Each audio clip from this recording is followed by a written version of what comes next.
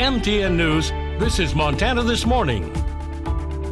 It gets hit hard by flash flooding just ahead. See how businesses caught up in the path of the fast-moving waters are trying to recover. And then at 6:35, see how cities across the country are trying to adapt to climate change that is bringing in even greater danger of flash floods. Good morning, Southwest Montana, 6:30 with the nice sunrise. Gorgeous, I know yeah. it's just getting better and better every half hour looking over there in the mining city.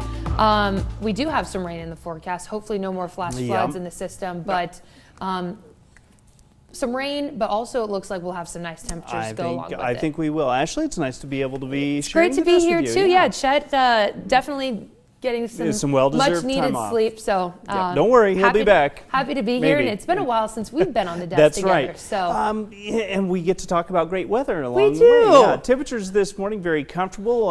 Nice little breeze setting up this morning into the 50s. In 40s across the area. We do have a little bit of cloud cover. Some moisture in the middle part of the atmosphere may lead to an isolated thunder shower as you get into the mid-afternoon, but by the evening we're really clearing things out very quickly. Daytime highs 70s for most of us. Again, a very isolated chance of a pop-up shower or thunderstorm, but I think most of us staying dry for the afternoon. We'll talk more in depth about the potential of some stronger storms, the timing of that, in just a little bit.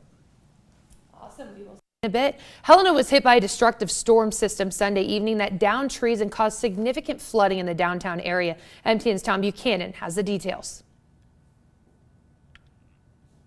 A flash flood warning was issued for many in the Helena area just before 7:30 on Sunday evening. A fast-moving storm dumped water over downtown, quickly sending a torrent of water down North Last Chance Gulch and other downtown area streets. Many places downtown saw water damage, and the storm took out trees and tree limbs around the city. The torrent of water left mud, gravel, and dirt in many areas. Dave Birmingham, owner of Golden Girls Antique Mall, had minimal damage to the shop, but was shoveling all of that debris out of his parking lot Monday morning. I'm going to say 700 pounds so far, and I've still got a couple more to go. Just up the street at Aunt Bonnie's Books, owners Lauren and Matt Thompson also avoided much damage to their store. Yeah, there seems to be a little bit of water in front of the front door here, but none of the books are wet, none of the carpet is really wet, so very fortunate.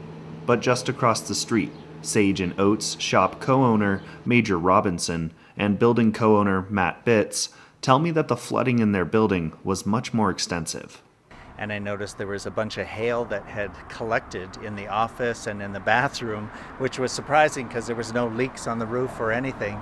But apparently, after looking at it closer, that it had come up through the toilet, and the pressure had just forced all of the hail and water right up onto the floor.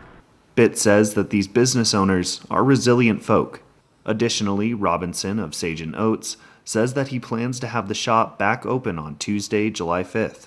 I have no doubt in my mind that we'll get things put back to rights and doors will be open, and folks will be getting back to the summer trade. Yep. There is a relief fund currently going in order to support nonprofits affected by the flooding. The Helena Area Emergency Relief Fund was put together by the Helena Area Community Foundation in partnership with the United Way of the Lewis and Clark area. We'll have a link to the fund in this story on our website. Reporting in Helena, Tom Buchanan, MTN News.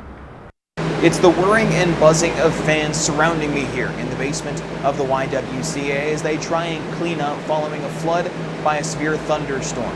The flood caught them completely off guard and will have much longer lasting impacts than the simple whirring and buzzing of fans. Get a call and the Y is flooding, and I'm like, okay, how bad? And then I got the initial picture, which showed the main group therapy room that we use downstairs, all of it already flooded. Immediately, Gursky reached out to volunteers to help get rid of the water, and the response was staggering, with 14 people offering to help. But their job was just starting. We worked in that group therapy space that we refer to as the dance studio, because it's a hardwood floor, about 2 hours, and then it dawned on us that we should probably go look in the other rooms. Though nobody lives on the floor that experienced flooding at the YWCA, Gursky says it will impact the day-to-day operations on what they can provide to residents. So we have a 24-bed facility, and so mattresses, as women and kiddos move out, we lost about 25 twin mattresses and about 30 toddler beds and crib mattresses. Until all of the damage is mitigated, there are certain services that we're not going to be able to do, or we're going to have to find some alternative spaces. Typically, the YWCA is open to all forms of donations, but due to the circumstances, they're asking those that want to help do so financially as they work to fix the basement as quickly as possible. Gursky noted donations have already started to come in from individuals and businesses alike, and gratitude is on the mind as they work to clean up. People just show up. And we seriously couldn't do what we do without this community. In Helena, Sam Hoyle, MTN News. From coast to coast, a growing number of cities are seeing more flash flooding each year. Heavy rainfall oftentimes overwhelms drainage systems built decades ago. This can put Americans in dangerous conditions when deluges occur. But what if there's a way to control flash flooding while also growing green spaces? Chris Conte explains how it's happening. There is something calming about a steady rain. But when that rain falls too hard and too fast, it can very easily overwhelm our nation's stormwater systems. There is a seasonal pattern to the rain. That is where Bardia Hidari, the projections are telling us there's going to be more intense rainfalls, and his colleague Sadie Randall come in. The most marginalized, vulnerable communities for this kind of flooding are low-income communities of color. They are both researchers at Texas A&M's AgriLife Center. And have spent the last few years studying the impacts of how green stormwater infrastructure projects are mitigating major flooding in American cities. We need to know how much we have to plan for ahead of time. The concept is pretty simple. Instead of installing traditional drainage pipes, cities and towns install stormwater inlets. They're essentially sophisticated rain gardens.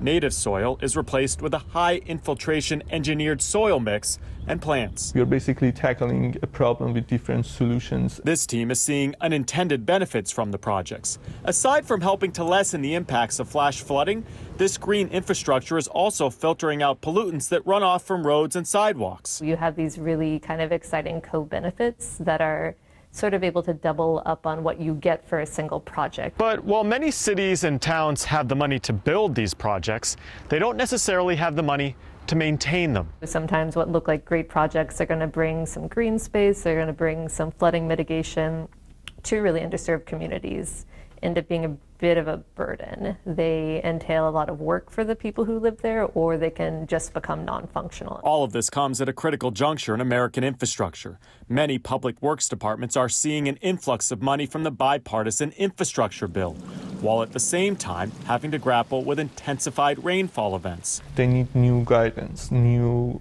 recommendations. According to the National Weather Service, 90% of U.S. cities have seen more intense rainfall events since 1970, making these kinds of innovative flood management projects even more important. We're really trying to maximize specific functions in the landscape. These two see green infrastructure projects as the next wave for the future of flood management, no matter when or where the rain might fall.